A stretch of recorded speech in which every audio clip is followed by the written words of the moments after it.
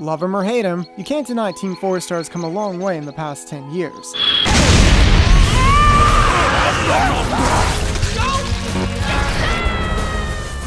They may not have pioneered anime abridging itself, but they certainly helped solidify it as a unique form of entertainment, and an internet phenomenon. So, with the amount of experience they've accumulated, it's kinda curious what an official anime dub handled by the members of TeamFourStar would sound like. And the year of our Lord 2018, we sort of got the answer. Hey kids, wanna see a dead body? Humans of all kinds are creatures of desire. What meaning does it have in this hellish academy? Rock and roll!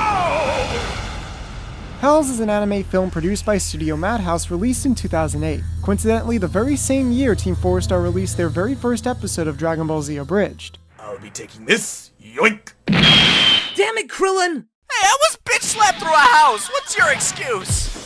It seemed to go largely unnoticed by Western fans over the years, but when this collaboration was announced by Discotek Media, it made sense why TeamFourStar's talent and recognizable style of humor would be a good match for this film.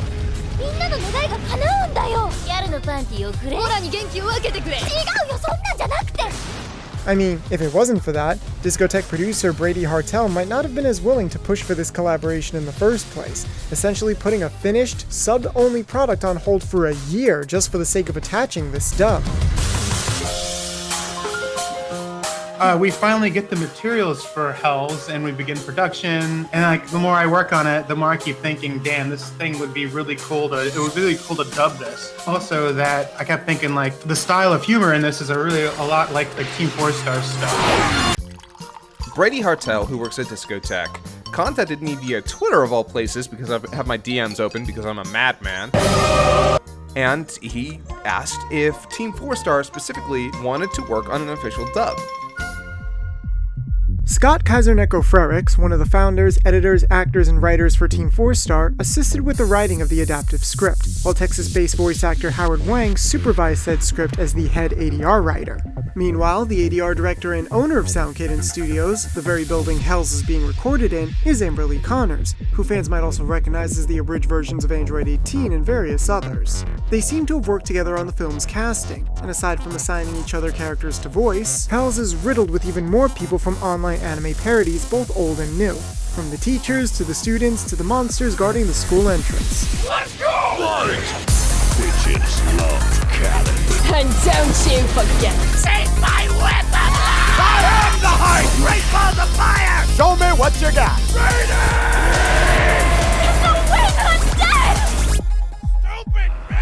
One of the few actors to stick out in this regard at first glance is the lead, Amanda Lee, who hasn't done a lot of online acting with TeamFourStar, with one of the closest links being her selection as the custom voice of Puddin in their playthrough of Dragon Ball Xenoverse 2. Though this arguably leads to its own form of meta within the film, when a group of characters played by TeamFourStar regulars welcomes this person played by someone who hasn't done much work for them into the fold. We've got Abridged Goku, Lawrence Simpson, playing a character who is voiced in Japanese by Goku Seiyu. oh my god! And hell, we have the first Abridger, Little Karibo, fittingly voicing the god of this crazy world. Well, you know what they say, God is dead. Akora, you're alive! Grandpa, you're dead. All these amusing little factoids could be used to frame the film as some kind of self-aware, off-kilter comedic romp. That is until you realize that this isn't an Abridged series. Before going any further, we should add a disclaimer regarding our relationship to this dub for the sake of transparency. While a lot of this video's information is from readily available sources online and the film itself, we did reach out and interview a few people for the sake of making sure the information on display was as accurate as possible. Aside from the head writer himself, Howard Wang, another person of note was Marissa Lenti, another Texas-based voice actress in this dub as well as a core member of the studio responsible for it, who's been wonderful enough to help us out on fact-checking some of our previous videos well before Hells was even announced.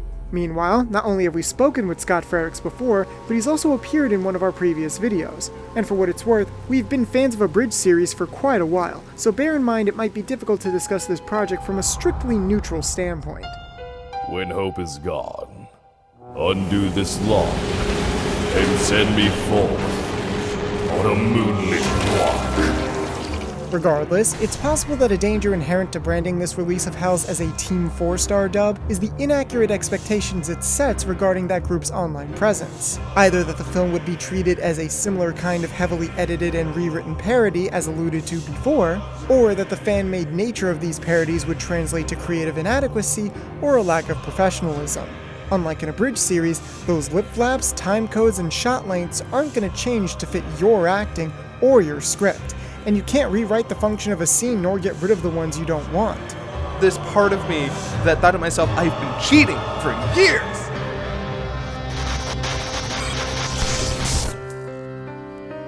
Long before we even heard the samples of the English dub in trailer form, Scott had to openly denounce the possibility of Hells being handled in that way. That of course meant no edited footage, no reworked scenarios, and only the occasional creative liberty for the sake of adapting one language into another. Eat floor, you bitch! The adapted script for this is playful. It's fun. We don't make any of the dramatic moments silly. We keep the silly moments maybe a little bit sillier than they were in the original, or at least we try to adapt them so they're funny in English. But it is still at the very, very heart of it an adaptational script of the original version, and a faithful one at that. It's kind of a shame, really, that to some folks, the spotlight of online parody might outshine the success these actors and staff have had in other fields, even when said talent is clearly on display. The scripting process with stuff like anime kind of doesn't ever stop at until it's done. Scott took a first pass, and then I came in and then tweaked it and fixed it up and then sent it to the booth. And then in the booth, you never know what is going to fit, how things are going to actually play out. Amber was doing revisions in booth, depending on how the actor was pacing things out or how things fit together. You guys even had a pass where I went over it and I said, well, change this stuff too. I remember you referenced the manga a lot to check things when writing. That's crazy! While Hells does contain a myriad of actors who have worked on online parodies at one point or another in their career, a lot of those same people are well versed in the ADR process, acting regularly on official dubs including Overlord, Black Clover, One Piece, and many more. Amanda Lee, who is well known for her online cover work, has also voiced characters in many Funimation projects. Fun fact, the Hells dub even contains the official English voice of Lisbeth from Sword Art Online, as well as the abridged voice. That sword was my baby! Why would you do that? Almost everyone in the cast has worked on a variety of games too, ranging from free-to-play titles to indie games to big franchise hits like Persona 5 and Street Fighter 5. Even for cast members like Martin Lil Karibo Billany and others who haven't done as much anime dubbing, calling them abridged actors is still inaccurate. They each have thorough industry experience and a professional mindset that extends beyond their fan-made work. To bring all this together, perhaps it helps that one of the people overseeing the dub's creation has had their own foot in almost every field we've covered so far. Lucky me.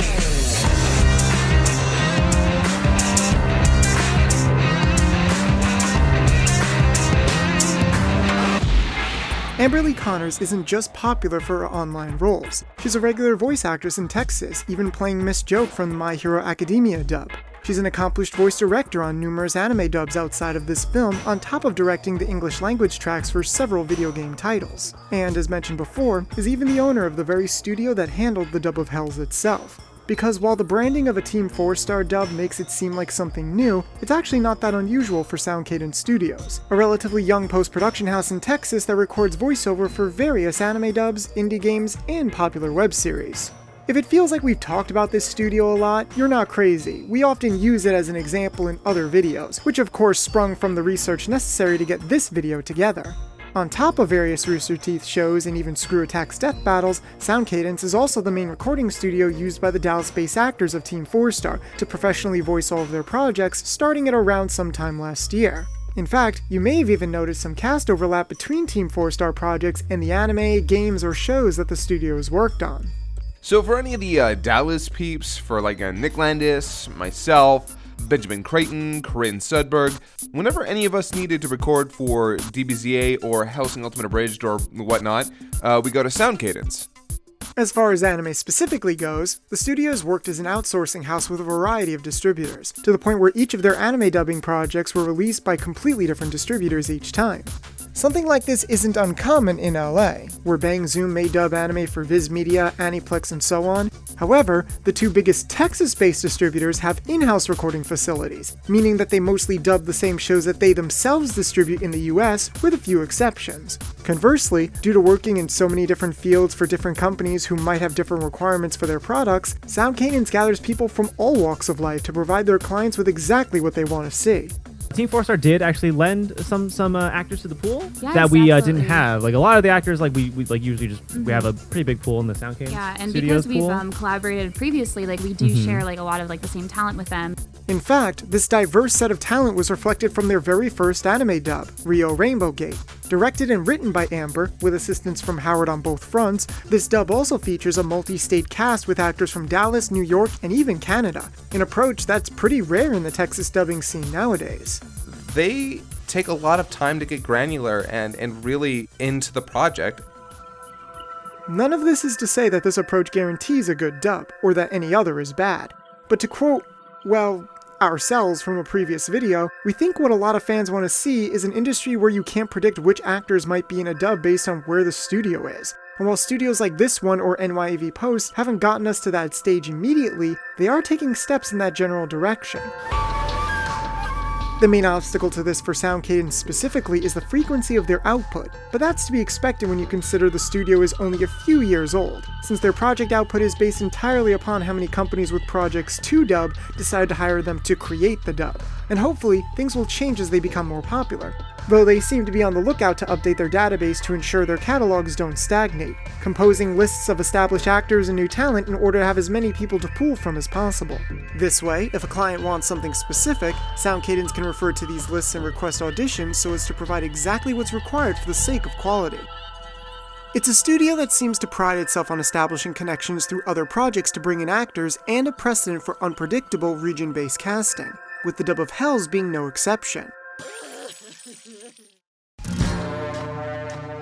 Now, it's understandable from a business perspective why it would be beneficial to have a strong presence in the Western anime community attached to your English dub, but that doesn't mean an audition process wasn't necessary to avoid shortcuts or favoritism.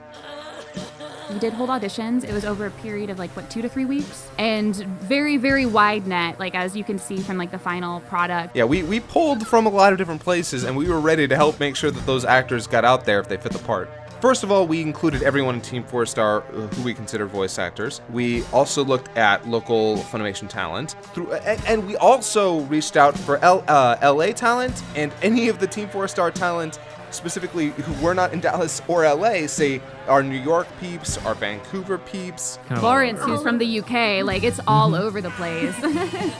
Any abridging meta had to be done as a bonus on top of well-adapted performances, rather than the driving force of the casting. We wanted to make sure that it sounded good, that it sounded right, that it wasn't just, oh hey, our guy who plays Goku should also play this character. Because as we all know, Masuko Nozawa is a 70-plus-year-old woman and Lawrence Simpson is a genuine demon? A true freak? a 30-plus-year-old man. We wanted to make sure that he could match the voice, and God help me, that man's higher range is incredible, and he nailed it. And I know I pushed for him specifically, not only because of the connection, but she's like a weird Minnie Mouse parody, and she's creepy looking, and like he had such a weird sound to it that it really fit that character. As punishment, you will starve! Understanding this meta is in no way necessary to follow the film's actual plot, but for those who do get it, the dub has an additional layer to it that isn't present in the original Japanese if you choose to view it that way, making it valuable for longtime fans and newcomers alike. However, embracing that core narrative essence would prove to be its own challenge. Not only is this film uniquely stylized with lots of visual detail and character designs distinct from one another, but it's also super dense in terms of dialogue with very little time to rest. It timed out at runtime 5.5 episodes, but because the movie literally doesn't stop talking, it's probably closer to 6 or 7. Wow. Despite being set in hell, the film couldn't feel more alive and intense, so for the dub to work, this had to carry over into all the performances. He had a huge Walla session for this movie in particular. The characters are so unique, all of the background characters. It's not just generic, copy-pasted character designs. Every extra was lovingly handcrafted. The path to the Sanzu River! Seriously? It's impossible. So what, more volleyball? I actually prefer basketball. No extra appears in the same place like twice. No, it's Yeah, fantastic. They're all unique, and that means they And- had to all get a unique voice. They all had to get a unique voice, and like doing that for both like the male and female Walla, like I think really brought something like fantastic to like help build the world because it's such a full world of characters. Some people might view all of this as numbing, but arguably that's part of the charm. Much like Renee herself, Hells is simply a film that wears its emotions on its sleeves in more ways than one. I devote my entire existence to him! He's the one that keeps you going. That means you still have hope. The only thing we can do is move forward. It's only through belief that we're able to change the world. This movie does really enjoy having a lot of big yelling speeches. Yes, like monologues being yelled Yeah. close up on like beautifully animated mouth again. Beautiful. For the characters, like the animation's great. I'm going back home. Even though some actors don't vocally emulate their Japanese counterparts, their takes on the characters still speak to what made them work in the first place thanks to strong actor-director collaboration. An example of this that's bound to be a fan favorite is Jason Marnocha as Helvis. You're the devil in disguise. Oh, yes, you are. Devil in disguise. While some may recognize him from Sound Cadence's other works, since he appears in a good percentage of both their anime dubs and games, he's also lent his talent to other web series and projects, with his work really speaking for itself. So what should I do about you, then? You fool me with your kisses. Jason practically sings a lot of his lines in this film. Make a wish, baby! It's volleyball, baby! It's 3 pillars of light! You are already dead, Rita Yamagami. And while different to the Japanese actor's sound, it does harken back to the character's obvious inspiration without sounding like a cheap impression. Baby! Study up, baby! At the end of the day, an anime dub is an anime dub no matter what team makes it. And while that does carry over all the limitations we've come to expect from the medium, that won't stop teams like this from trying to assign and direct who they think are the best people for the part, no matter what their background. We want to share the amazing talent of all of the actors that we've met and worked with the world. And we want to give opportunities to brilliant actors who have not been able to break into the business. And it's definitely worth noting that one of the most pivotal characters in the entire film was played by someone completely new to the world of anime ADR. Yo. Joshua Gote, who plays Mario. That was his first professional role. He is a brilliant actor. He is spectacular. The thing with that character too is he has to be so cool and then also so pathetic at the same time. Yep. And like that's crazy hard to pull off. He is so goddamn good. And he wasn't getting anything out in Florida. He did such a wonderful job with the audition. Like we did some callbacks, but the fun thing about him is like he had never done ADR before, but he was just like out of the gate so good for flap. And Mario's flaps are probably the hardest in the entire movie. He is one of the most human sounding people in the entire production. We mentioned like the big screaming monologues. He had probably the most. He had the most. That were Pages of it. he had pages of them. And the thing about that is that they were all on screen, so they had to match the entire time. Because like Rini had a few speeches, Kuta had a few speeches, but a lot of them were either internal or they were off, and you couldn't see them. But Mario, because his arc is very personal, you see he's on the front of the screen just talking the entire time. He's But yeah. very human, very relatable. Yes. Imagine to create. Hells is a story about accepting all the dark parts of life in order to understand why that light is important, and that everyone's struggle is equally valid.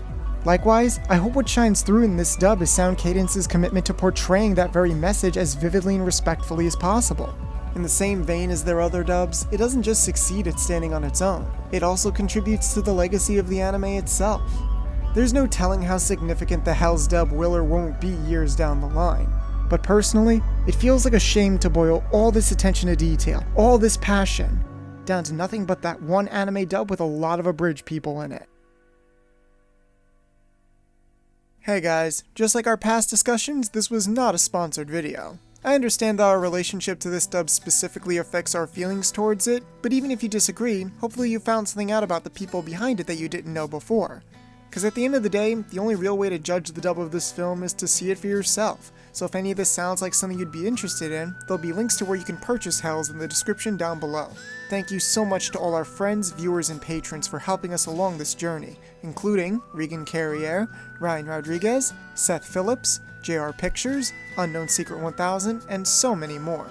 This has been the Cartoon Cypher, and we'll see you all next year in 2019. Baby.